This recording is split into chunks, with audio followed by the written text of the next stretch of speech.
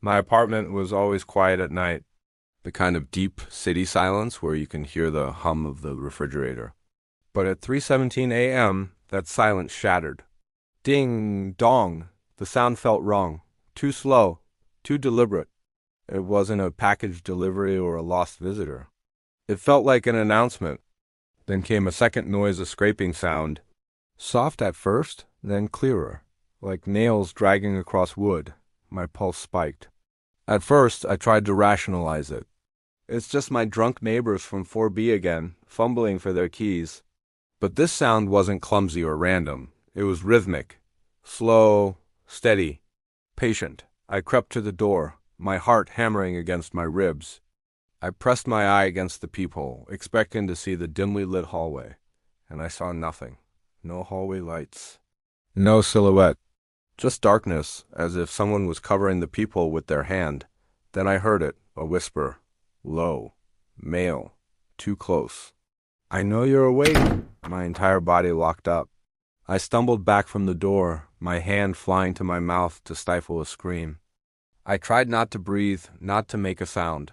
The whisper slid through the wood like smoke. "Open it." My phone buzzed suddenly on the counter. I nearly screamed. It was a text from my upstairs neighbor, Lila, a single frantic message. "Don't open your door. He's not human." A chill tore through my chest. My fingers shook as I typed back. "Who? What are you talking about?" Before her reply came, the doorbell rang again, longer this time, the sound stretching out into a distorted electronic wail. DINGDONGGGG. Scraping sound turned violent, frantic, like an animal trying to claw its way in. Then something slid under the door. A finger, gray, long, thin, too thin like there were no bones inside it. It bent upward from the floor, curling toward me like a grotesque worm, as if it could sense me standing there in the dark.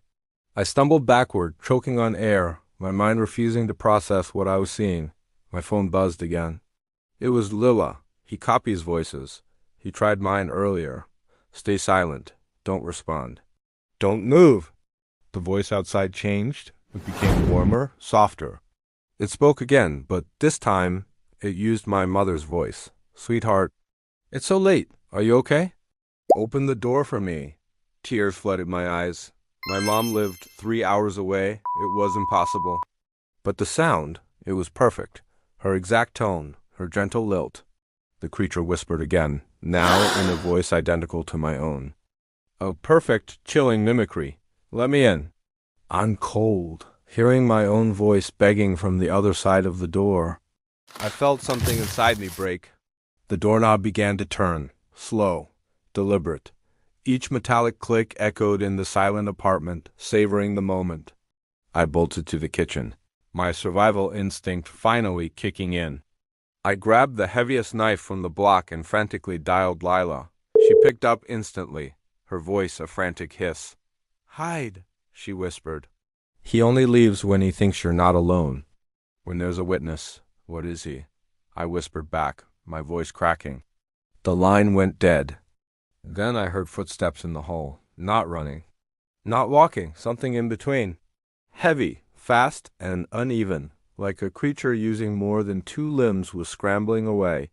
They stopped right outside my door. A final dead silence descended. Then, knock. K-N-O-C-K. K-N-O-C-K. 3 slow, methodical knocks that echoed through my bones. A final whisper came through the door. A voice that wasn't human, wasn't mine, wasn't anyone's. It was ancient and raspy, full of cold amusement.